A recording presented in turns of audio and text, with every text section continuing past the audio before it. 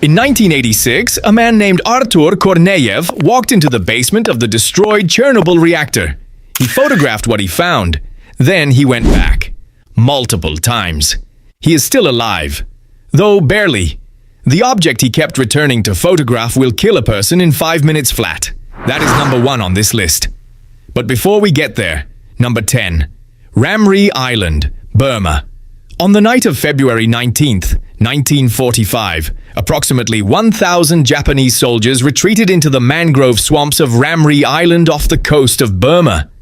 British forces had sealed every land route. The swamp was the only direction left. Of the 1,000 men who entered, roughly 20 came out alive. British naturalist Bruce Stanley Wright documented what he heard from the perimeter that night. The sounds of men moving through water, then gunfire, then screaming, then a long silence broken only by what he described as churning in the darkness. Ramree Island holds one of the largest populations of saltwater crocodiles in the world. The soldiers had entered their territory at night, injured, bleeding, with no way back. The Guinness Book of Records lists it as the deadliest wildlife attack in recorded human history. It ranks 10th because the danger required catastrophic circumstance to activate. In 1945, 1,000 men created that circumstance. The crocodiles simply waited. Number 9. Skeleton Coast, Namibia. In 1909, a cargo steamer called the Edward Bolen ran aground on the Namibian coastline in thick fog. The crew survived the wreck and made it to shore. What waited was arguably worse. An endless desert with no drinkable water, no shelter, and predators moving through the dunes at night. The ship is still there. So are nearly 1,000 others. Portuguese sailors called this coastline the Gates of Hell. The bushmen of the interior called it the land God made in anger. Desert lions, hyenas, and cheetahs patrol the sand. The current offshore is treacherous. Fog rolls in without warning and doesn't lift. Surviving the shipwreck is only the first problem. Number 8. Death Road, Bolivia. In 1983, a bus carrying miners left the Yungas Road in Bolivia and fell approximately 2,000 feet. Around 100 people died. That single incident is not unusual for this road. During the 1990s, between 200 and 300 people were dying on it every year. The track climbs to 15,260 feet, narrows to 10 feet in places, and runs along a sheer cliff with no guardrails. When two vehicles met, one had to inch toward the drop to let the other pass. Bolivia eventually built an alternate route. The original road became a tourist attraction. Deaths still happen. It ranks 8th because the worst years are behind it. The road itself has not changed. Number 7. Snake Island, Brazil.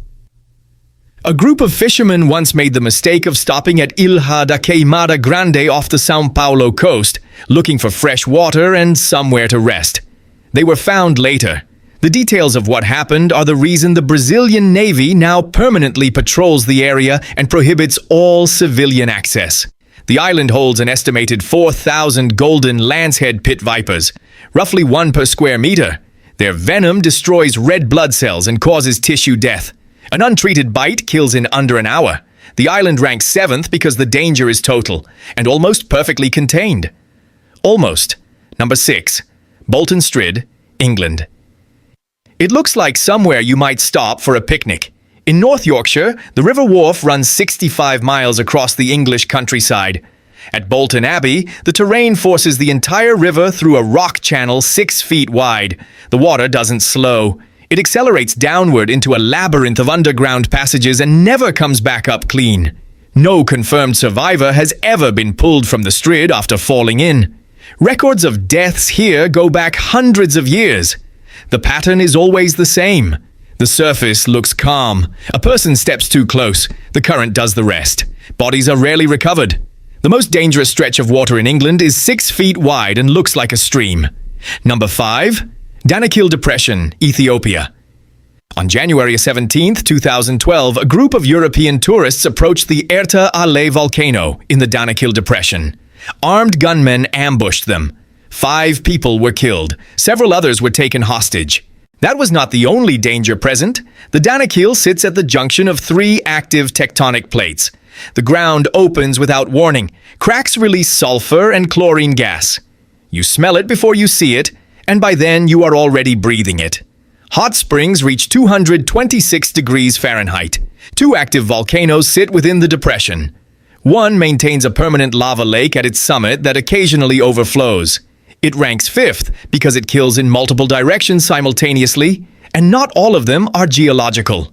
Number 4. Nika Crystal Cave, Mexico. In the year 2000, 2 brothers named Eloy and Javier Garcia were drilling beneath a silver mine in Nika, Mexico. The drill broke through into a chamber containing selenite crystals, some nearly 40 feet long, weighing 55 tons. It was unlike anything ever documented. Scientists who entered the cave could not stay beyond 1 hour, not because of the crystals, because the cave sits above an active magma chamber. Temperature inside reaches 113 degrees Fahrenheit. Humidity is locked at 99%. The body cannot cool itself. Within 10 minutes, an unprotected person moves toward heat stroke. Researchers now enter wearing custom cooling suits with their own chilled air supply. One of the most extraordinary geological formations on Earth is closed to the public. The Garcia brothers do not go back. Number 3. Vozrojdeniya Island. In 1992, a Soviet scientist named Ken Alibek defected to the United States. What he told American intelligence had been classified for decades. The Soviet Union had run a biological weapons program far beyond anything the West had imagined. And its primary testing ground was a 77-square-mile island called Vozrojdeniya between Kazakhstan and Uzbekistan. Anthrax, smallpox, plague, strains engineered to resist antibiotics, live testing, years of it. When the Soviet Union dissolved in 1991, the evacuation was rapid and uncontrolled. Nothing was properly decontaminated. The facilities were left to deteriorate. The island is no longer an island. The Aral Sea has receded. Vozrojdeniya is now connected to the mainland. Rodent populations move freely across what were once its borders. And the thing that should frighten you most is not what was created in those labs. It is that whatever is crossing the steppe right now carries no label, triggers no alarm, and would arrive at a hospital looking like something a doctor has seen before. The facilities are still out there, still deteriorating. Number 2.